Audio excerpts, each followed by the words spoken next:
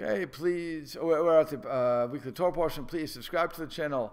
Give it a thumbs up. Hit the notification. We want to bring this to 1,000 subscribers. And I'd like to do this by the end of the week, so hurry up.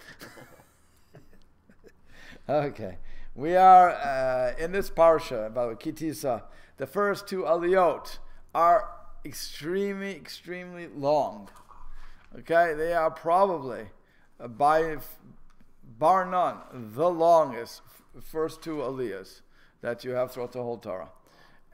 And it basically is a Torah portion in itself. Wow. Now the reason that it does that is because it deals with the second aliyah, the second portion, deals with the sin of the golden calf. With the sin of the golden calf, everybody except for one tribe was involved. Which tribe was not involved in the sin? Levi. Levi was not involved. So, and thus Kohen, because Kohen is part of Levi. Subset, however you want to look at that. It's all Kohanim come from the tribe of Levi. We were separated for different reasons, but actually for this reason, because of the golden calf. But because they weren't involved, so that's why the first aliyah, which again is very long, goes to the Kohen, which is, I mean, if you would look at how in comparison to every other aliyah, it's just like, what am I doing here? Normally, you go up for an aliyah, you're up there for 10 minutes. 5 minutes for your reading at most, and then the other guy, and then you can sit down. Here, you're up for a good 20 minutes, okay? This is the time that every Kohen and Levi runs out because they don't want to stand up so much. The rest of the people are chick-chock. It's very quick. But the reason is because we don't want to embarrass an Israelite who did not say no to the golden calf. They were part of the golden calf. Even if by saying nothing, they were, how do you say that when you're when you get blamed, when you were quiet, whatever that's called, the passive watcher. The passive watcher was blamed because they didn't make a stink. They didn't say don't do it. So as a result, we don't want to embarrass them. And we have the Kohen and the Levi take those first two aliyot, and we only, after we're finished with that whole episode and what happened, so then we continue on with the regular scheduled program and give the rest of the people aliyot. But that's why it's extremely, extremely long. Yeah. Now, I've covered the golden calf, at least this year already, 3-4 times, so I'm really not, I'm sure YouTube audience may want this, but I'm not, I'm a little tired. You were at all the classes and you weren't, okay, but bottom line is the golden calf, for all those who are listening, is it was not considered idolatry, and it wasn't idolatrous. They wanted, they were very clear with what they said. I'll just read the one line to make it clear. They said to Aaron, we see that Moshe is not back, so make us the, Aseh lanu Elohim, make us Elohim. Elohim can mean leaders, it can mean judges, it could mean gods, it could mean anything. Asher yelchu fanenu, that will go before us. Why? Kizeh Moshe ish, because Moshe, this guy, Moshe the man, that brought us up from Mitzrayim, lo yadanu mehayelo. We don't know what happened to him. So nobody's going to ask for a God in place of a man. They're recognizing that Moshe was not a man, was not a God. They recognize he was only acting on behalf of God. So what they're saying is, we want a replacement for that. Okay, amongst that you had the Erev Rav, the mixture of people who came from Egypt, who may have had in their designs to go back to the old worship of the bull, and that's where you get the golden calf. Egyptians? Egyptians. Yeah. Okay, and so that whole thing. But like I said, the story is a fascinating story, but I've covered so much. It's just it's probably on YouTube too. 3 or 4 times. Yeah. So it's I invite everybody to go. If it's not on YouTube, everybody tell me, I'll put it back up. Okay. So now we're going to go right after that, though. It's when the nation got up and they were drinking and so on, eating and drinking, and they got up to commit whatever. It means to play, but it also means to revel. It could mean that they were involved in an orgy. It could mean that whatever was going on. Tzachek can mean avodah zarah. They were involved in idolatry, because some of the people like I said, there was that group that was used to idolatry, so they may have slipped back into that, and so on and so forth. So now, here's what happens. Here's the after story. verse 7. Vayedaber Hashem el Moshe. So Hashem said to Moshe, Lech red, go down. And the question is, why does he say go down? Okay, you go down because, as Rashi explains, Moshe, only got to this elevated level on behalf of the people. The people are no longer deserving of your of what's going on. So you, Moshe, have to go down in your levels of spirituality. Go down. You've lost because your people have corrupted this. Okay. And he says, Ki shichet amcha, your nation has corrupted this. What do you mean my nation? Moshe should be saying, whoa, God, It's like somebody come to me and saying, Rabbi, your congregation, your people are no, whoa, I'm the worker here. What do you mean my congregation? You gave me the congregation. I was looking at, I remember there was a job description. I once saw a job description that said, the rabbi has to involve everybody. I get and enlist new people to come. Like everything, every job is the same. Enlist new people to come. We're on the precipice of growth. Blah blah blah blah. Then it said, but we have to tell you there are some old people who are very mean to others, but you have to get along with them too. And so I'm saying, whoa, you're being that honest? You're already telling me you have some cranky old men in the back who are yelling at the kids, and you want me to build that up? Really? Because you don't have enough guts to go out and say, hey, guy, stop yelling. Okay. But it's... so the ladies that elbow their way up to the food afterwards. Right. So that's the same thing here, where God is saying, go down, because your nation. So everybody picks on, why is God saying your nation? Why not say the nation? Why not just say the nation corrupted? What's going on? So Rashi explains that how did the Erev Rav, again, this multitude of nations come to the Jewish people? How they come to be there at all? After all, Hashem said, I'm taking out Bnei Yisrael, I'm taking out the Jews from Egypt. So how is it that these other people jumped on the bandwagon? Well, they came to Moshe and said, we saw the miracles, we want to join you. Moshe did not ask Hashem and did it on his own. He accepted them. Come, you want to come? Come on, because why not? We have to build up our congregation. We need more. It's always good. Those are your people. Those are your people, right? So you brought them in. They corrupted. They corrupted the whole group. You brought in the disease. So because you did it without asking, it's a real interesting thing. How could Moshe have done that without asking? But nonetheless, Rashi brings down that midrash that says, you didn't ask, you're responsible. Okay? So that's why Ki shichet amcha, your nation, has corrupted. Asher heleta, that you brought up from Eretz Yisrael, from the land of Egypt. Saru mahir, they have turned quickly. Derech asher tzvitim, from the way that I have commanded them. Asu lahem, they made for themselves egel masecha, a molten calf. Vayishtachavu lo, and they bowed down to it. Vayizbechu lo, and they worshipped. Then they slaughtered to it. They brought worships.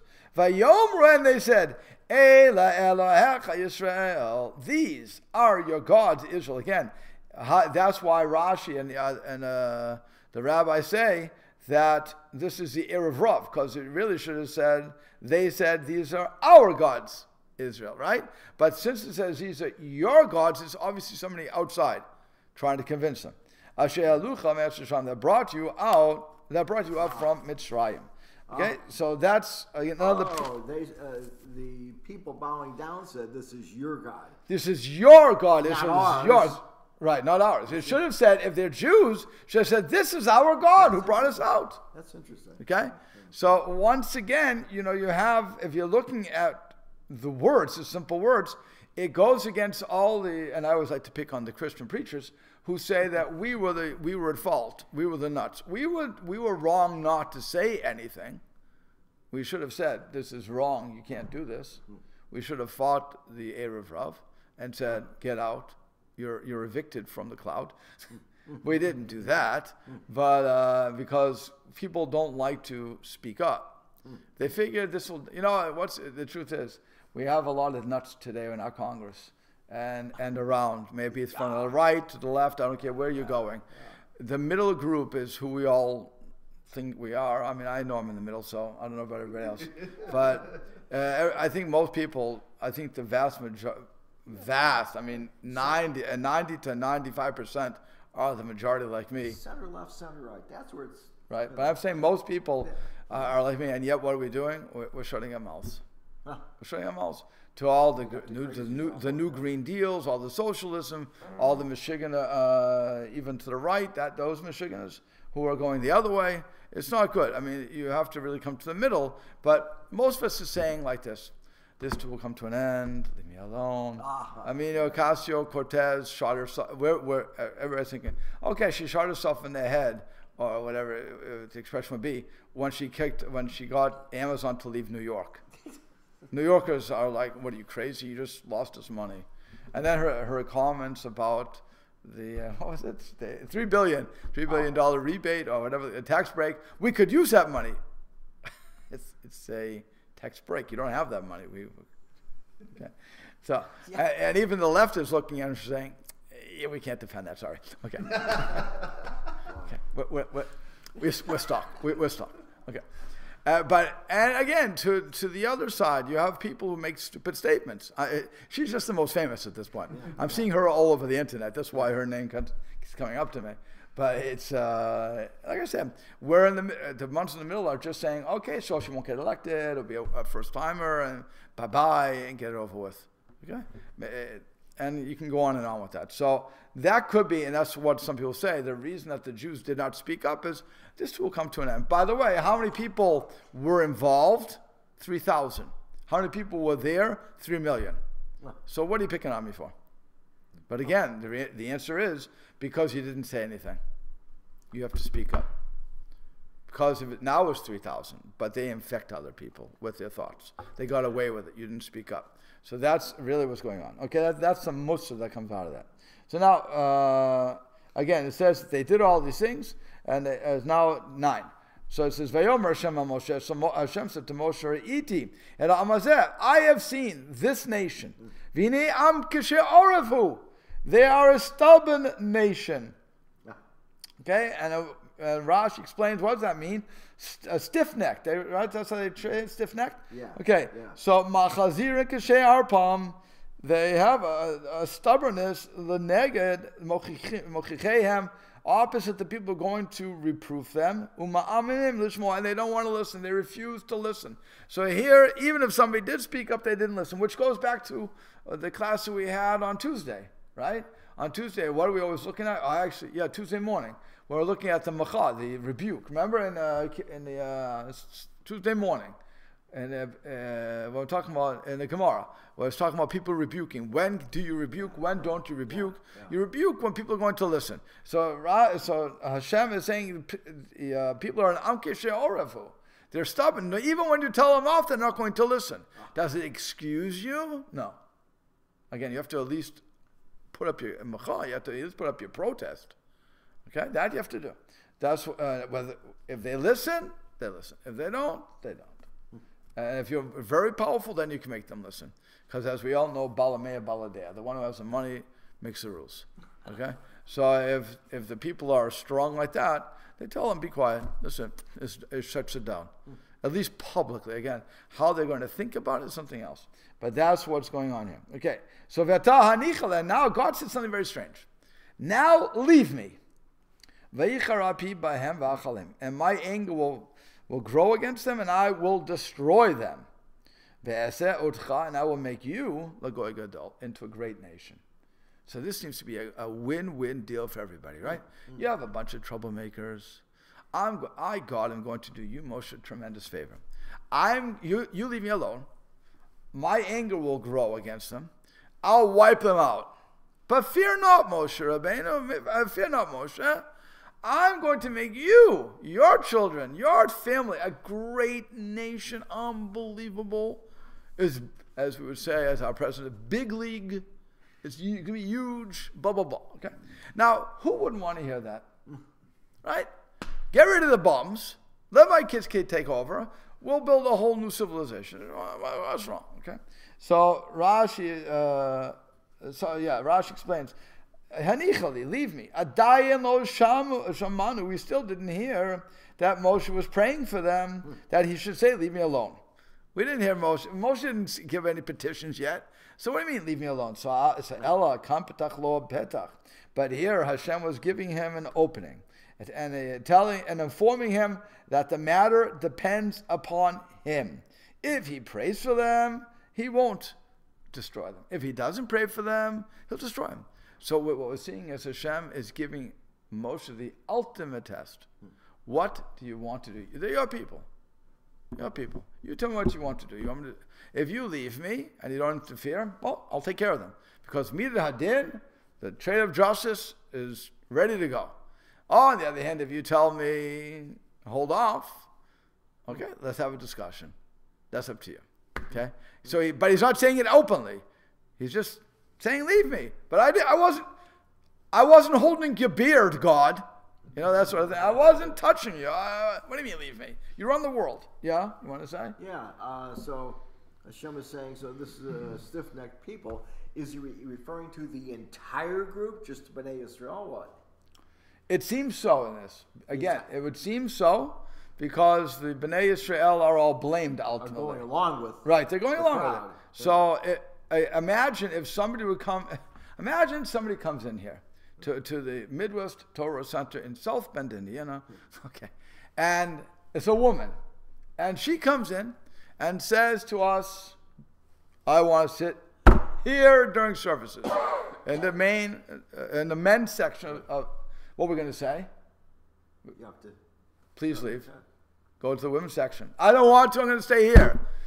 No, can't work. You stop the service. Again, you want to make a scene, but we can't do anything. You need to go on the other side. All right? Okay, you go into HSC, the same sort of thing. Any Orthodox synagogue, same thing. If you have, I can only stand with the Orthodox for this because I don't know what the Reform and Conservative do anymore with their synagogues. Again, a non-Jew comes in here and says, I want an Aliyah. I want to go up to the Torah. I have my tzitzis. I wore my tzitzis. I have my kippah. I have everything. Leave me alone.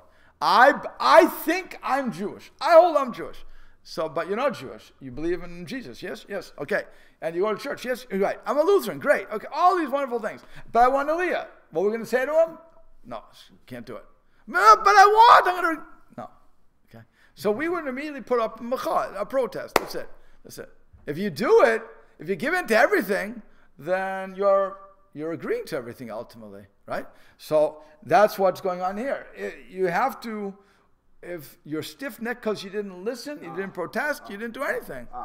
You heard me speak to you within 40 days. 40 days ago, I gave the 10 Commandments. My God, you saw, you literally, as it were, saw me or perceived me. You understood me as much as Moshe Rabbeinu. You know I exist. There's no question in your mind that I exist.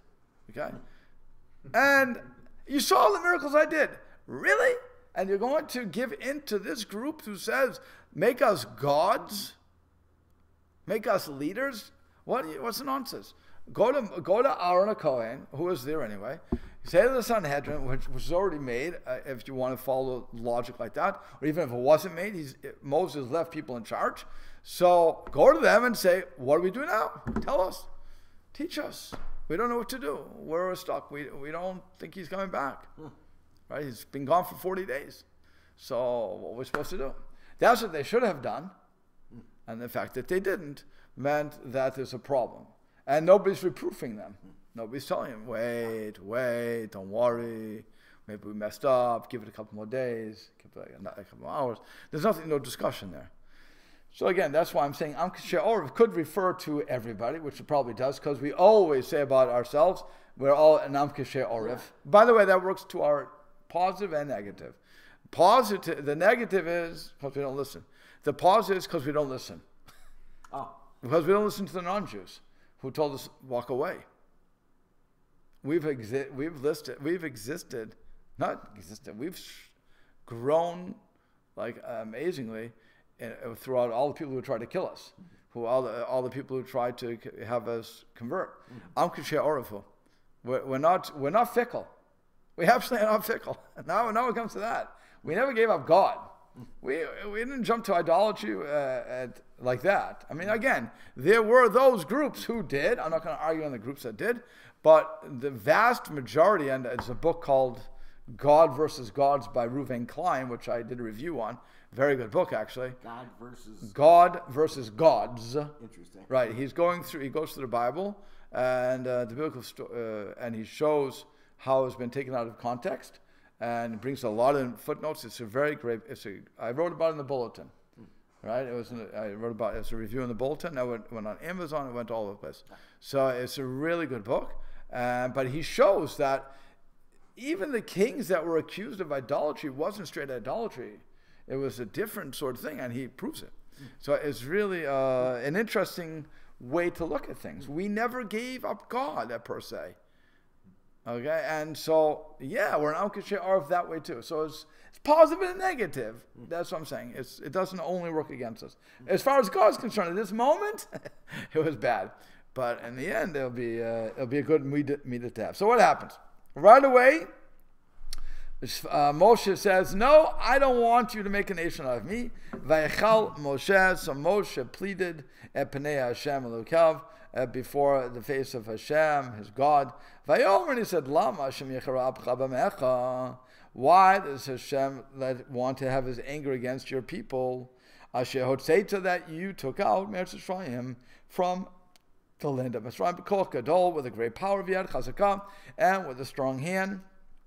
That's number one. You took them out, they're your nation. Why do you want to get angry? After all, who gets, as Rashi explains, the only one time you get angry or jealous or at somebody is somebody of your stature. A wise person of a wise person, a strong is strong. Okay, then there's a challenge here. But they're not your equals. So what's the problem here? That's number one. Then it says, Lama Yomeru Mitzrayim Lemor. Why should Mitzrayim say? Why should the Egyptians say? Bara'a Hotziam Laharog Otam Beharim.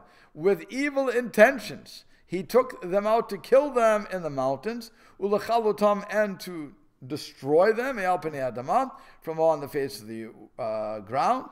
Shuv Mechorna Pecha. Return from the anger, from your anger,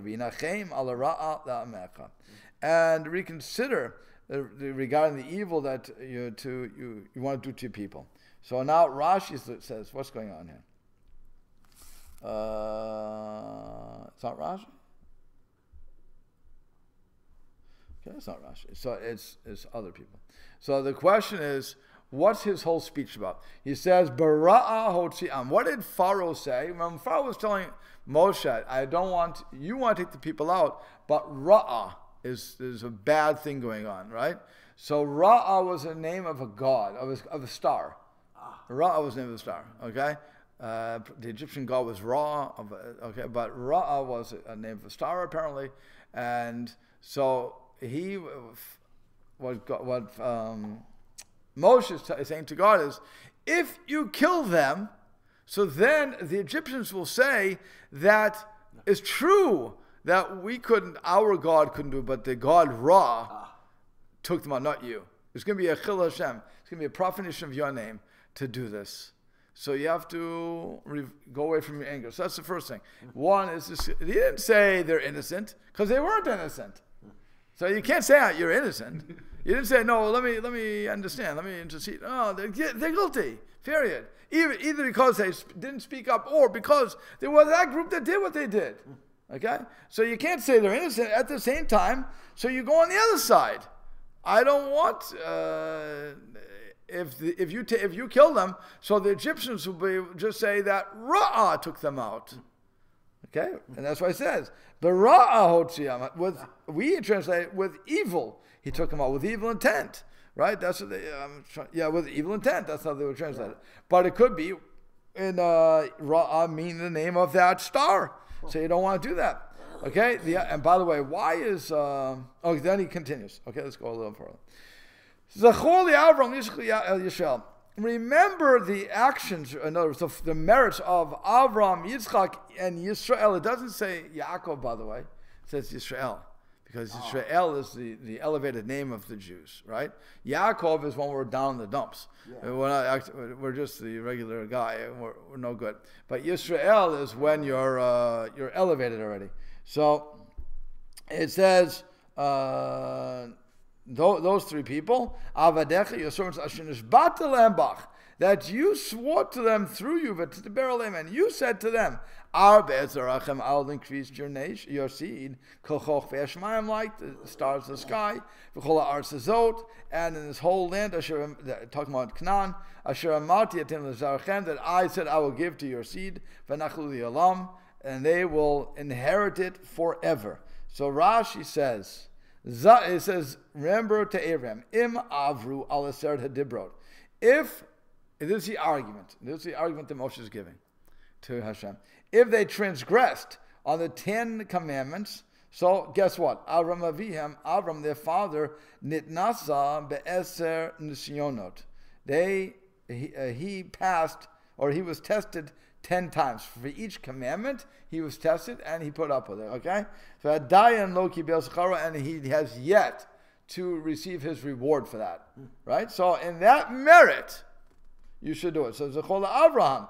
And also, so take his 10 and in place of that 10. And then he says, Abraham Yitzchak Yaakov, Im l'sreifahem, if you're going to say that they're fit to die, so then, remember Avram, who gave himself over to die in Or Kasdim. Remember, he was thrown into a fiery furnace by Nimrod, and he survived. But he was willing to die for God. If it was just to be killed, so remember Yitzchak, who stuck out his neck at the Akedah. He said, Dad, go ahead, kill me. You want to kill me? God said to kill me, no problem. I'm willing to die for God. I'm all set. Okay. And if it's going to be for diaspora, so remember Yaakov, he was sent off to Haran. And then he gives a clincher. If you don't save the people and their merits, what are you telling me that you will make me into a great nation? If a chair of 3 legs, if what do you call that? It's not a pyramid, a tripod. If a chair of 3 legs cannot stand before you in your time of anger, all the more so a chair with only 1 leg won't be able to stand. So you're promising me the nation. You're going to build it through me. But if it doesn't stand for Avram, Yitzchak, and Yaakov, which with 3 legs, my kids have no chance when you get angry. So I don't want it. Let's go back to the old deal that you said. Okay? You got it? It's an interesting statement, right?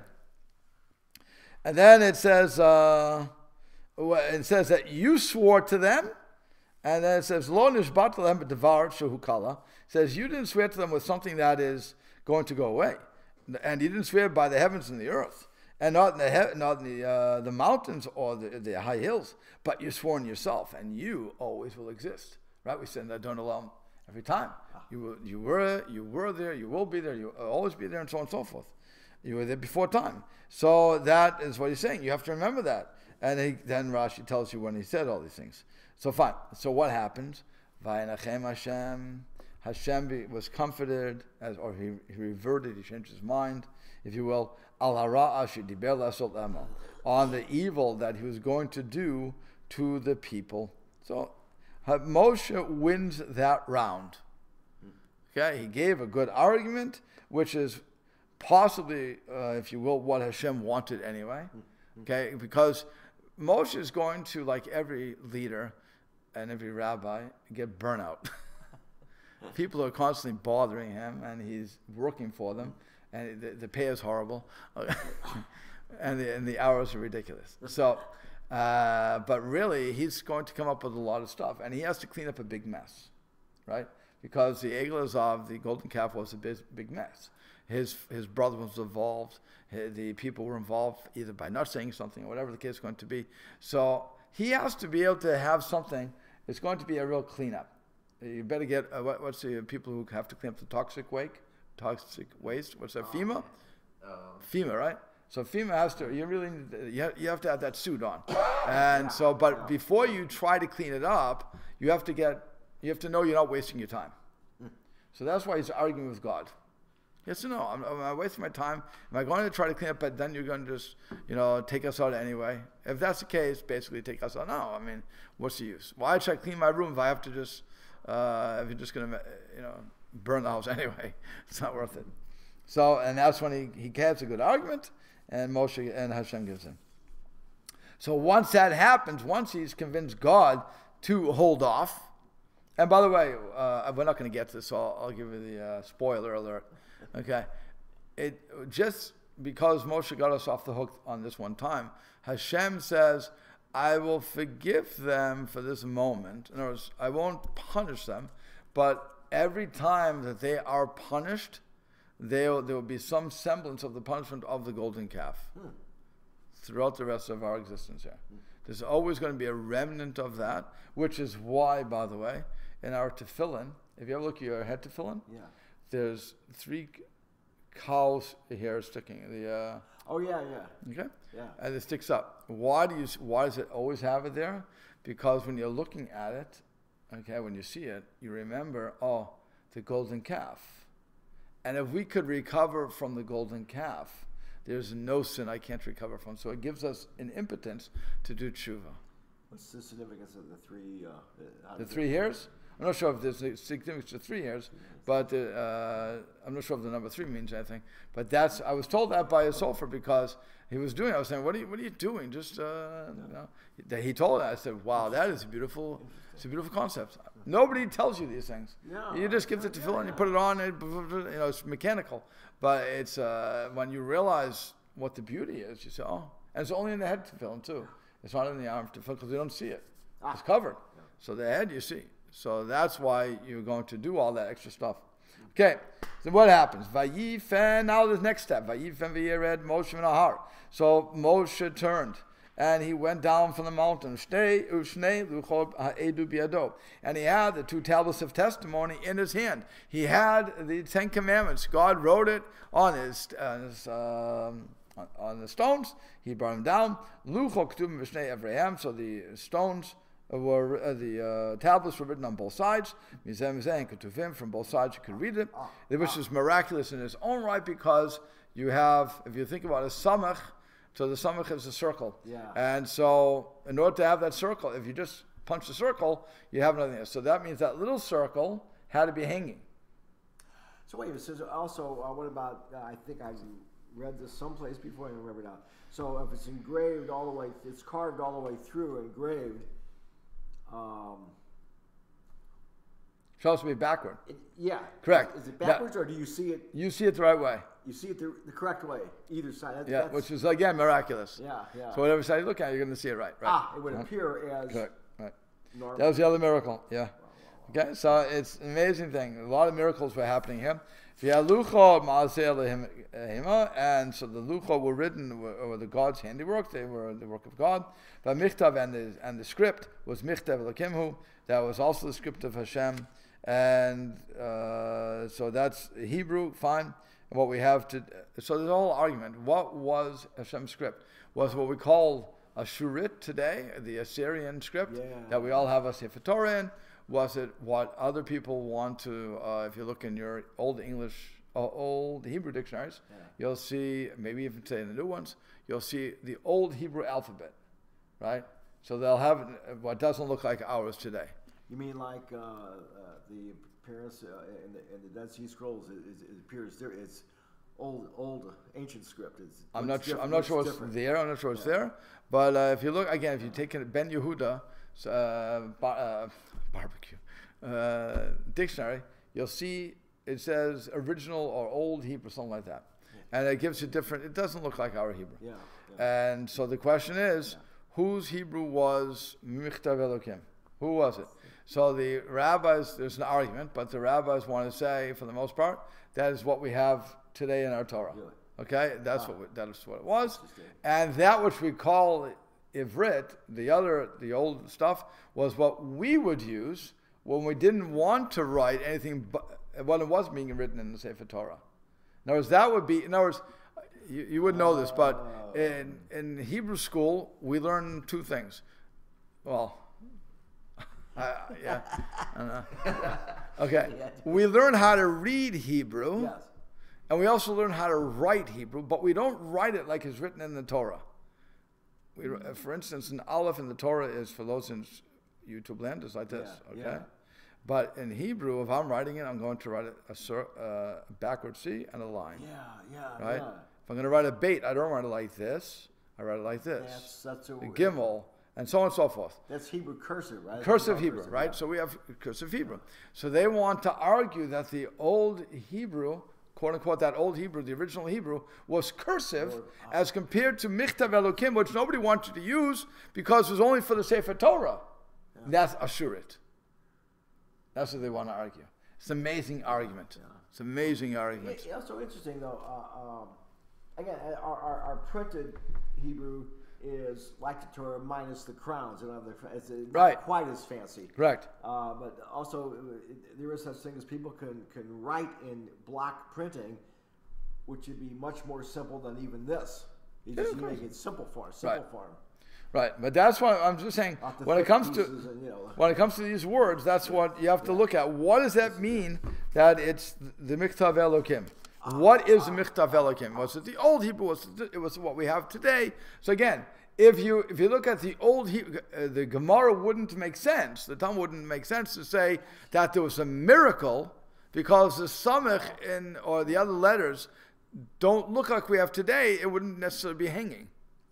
So it has to be the old, what we have today, which again, what we call Assyrian script. That's what it would have to be according to what's going on. So it's, like I said, it's an amazing discussion. I think I once went through it in a Lunch and Learn or something. Which Gemara is it in? What? Which Gemara is it in? Now you're testing my my Bekias, yeah. I forget which one it was. I forget. I remember I think it's Sanhedrin. Oh, okay. I think it's Sanhedrin. I'm not sure. That Lunch and Learn was probably before we moved. It was No. Was I here? Yeah, you were here. No. You were here. You were here. It was recent. Well. Yeah, it was recent. It was, because I remember Maury asked for it one time, and he was asking, and we were just learning the Gemara, and I gave it over, and then I gave a class on it. So it was very recent. But recent, last year or so. Oh. Yeah. But I remember going through this whole thing. But it was an amazing, amazing class. Because you really have to know how do you figure things out. But again, I leave that to the to come into those sort of classes. I can't do everything at once. But it was a lot of fun. Okay. So so it says Charut ala luchot. It's inscribed on the tablets. That's for all the people out there in YouTube land. Come to classes and then you get everything. Okay. So then it says Vayishma. Okay, so that's what he's doing. He's coming down the mountain. He has the tablets in his hands. God's written on it. It's great. Okay, everything's good. Vayishma Yeshua et Kol ha'am b'reo. And so Yehoshua is waiting for his master to come down from the mountain. Again, he did not ascend with him, but he also was not part of the camp. He was distant because he's waiting for Moshe. So how he got his food for 40 days, God only knows. I don't know. You encamped out and you had reserves there.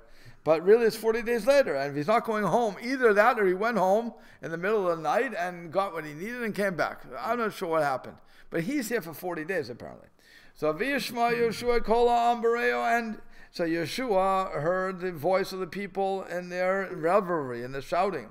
V'yomer Moshe, and he said to Moshe, Kol milchama b'machaneh, there's a war. It's the sound of war in the camp. Oh, that's what he said. No good. And so Moshe says to him, Vayomer, he said, Ein kol anot kavara. This is not a sound of strength. Ein kol anot chalusha, nor is it a sound of weakness. There's no war going on. Kol anot anochi shemeh. All I hear is the sound of distress. That's all I hear. And so Rashi explains, Ein kol hazet nira kol aniyakabarim. This sound that you're hearing doesn't appear to me to be the sound of the strong people crying victory, nor the weak people saying, oi, voy, oi, that we have to be captured, okay? It's just a regular voice, and Rashi says, charufim gedufim. Ma'anin is that, people are basically whooping it up. Okay, they're whooping it up. And so it's not a good thing. Now, what he will bring down when the story is being retold in Devarim, so in Deuteronomy, when he's bringing all this stuff down. So the rabbis explained that Moshe didn't want to embarrass Yehoshua by saying, you're going to be the next leader and you don't know the difference between shouting of war or shouting of some other type of, really? That's God, that's what you're picking to lead the people? So it's a little bit of a mussar going on. Again, you better know what you're talking about. Okay, so Vayika Shekarev Karav El Machaneh. So it was when he came close to the tent, the camp. V'yar the egel mecholon. He saw the egel, the golden calf, and the dancers dancing. Vayichar af Moshe. Moshe became angry. V'yashlech miyadav et haluchot. Now, if you notice the word miyadav, there is a vav missing after the dalet. Between the dalet and the vav, there should be a yud there. So it's plural, because you could read it miyado, from his hand, and that would be incorrect. It's from his hands. He threw them from the vayashlech miyadav et haluchot. So he throws down from his hands the luchot, vayishaberotam tachadahar, and he broke them under the mountain, which means at the foot of the mountain, because the mountain wasn't a hollow thing. Okay, so it means that at the foot of the mountain. So he threw it down. He sees this going, and he takes the tablets. Now, I want you to think about this. I have the tablets that were written by the Lord, inscribed by the Lord. Okay? I see what's going on. I pick up I throw them down and I break them. Excuse me, Moshe. I hate to say it, but not that God really worked hard to make these things, but it's a collector's item here. Collector's item. It's not so many of them, and you just broke it. What did you do? So there's a whole question here. What goes on? It says that the letters flew up to heaven. And now it was just stones. They became heavy, dropped. Okay, that was one thing. The other thing is, as the rabbis say, does it say here? Yeah, they have the answer here. Could you please, is that open? If not, please open it. So it says, Amar, he said, Ma Pesach shu echad min mitzvah amra Torah kol ben nechal lo yechal bo. When it comes to Pesach, we have a halacha. The law says that if you are uncircumcised, you cannot partake of it. HaTorah kulakan. Now we have the whole Torah here. Kol Yisrael mishumadim. And all the Jews, all of Israel have become mishumad. They became apostates. I should give it to them. I'm going to kill them all. I can't be responsible for their death. Okay, so he's worried. He's saying, I'm doing this for your sake. Because if I give it to you now, you accept it. Now I'm going to give it to you, and you're all dancing around, whipping it up with a Avodah Zarah. No, you're all going to die. I can't be responsible. So he throws it down. Now, that's the Rashi doesn't bring it here, but we'll bring it later. But the question, they say it is like a king who engaged a woman to be the next queen, or whatever the case is going to be, be the next queen. Or to marry the king. And what happens is he went away, and the handmaidens had a party, and they did some things they should not have done. Reputation got out that the engaged woman did something. So the Shoshvina, the guards or whatever, the people who are watching, they rip up the contract. They rip up the contract. So the king, when the king comes back and he says, kill her, they say, what are you going to kill her for? She's an innocent woman. She didn't do anything. You weren't married to her. Oh, I wasn't married to her. Oh, okay, so then to kill her. Then he finds out, she's innocent, totally innocent. So then they say, okay, so you have to marry her. He said, I have no problem, but I'm not right. I'm not going to make another ketubah. You have to do that. So you have to use your paper, your pencil, blah, blah, blah, blah, blah, blah, and I'll write it. But you have to do everything else. Get the paper. You ruined it. You have to pay for it. That's your damages. So same thing with Moshe. Moshe said, this is the contract with the people, giving them everything, tying to you. This is their marriage document, and they're acting like this. Boom. Now, once he figures everything out and he realizes that it's only the Erev Rav, so that's fine. So then Hashem will say to God, Hashem will say to Moshe, okay, I want to write the 10 Commandments again. Guess what? You have to make the tablets. That's why it says you make the tablets this time. Even again, what's the big deal for us? God, God just like this is done. But he's saying, no, you did it. You broke it without proper investigation. There's a penalty. To everything there's a consequence here. Every action has a consequence. Positive, negative has a consequence. Okay? So now, we go on. Oh, we don't. Okay, we have to stop here. Okay? Great. We'll have to stop. Okay.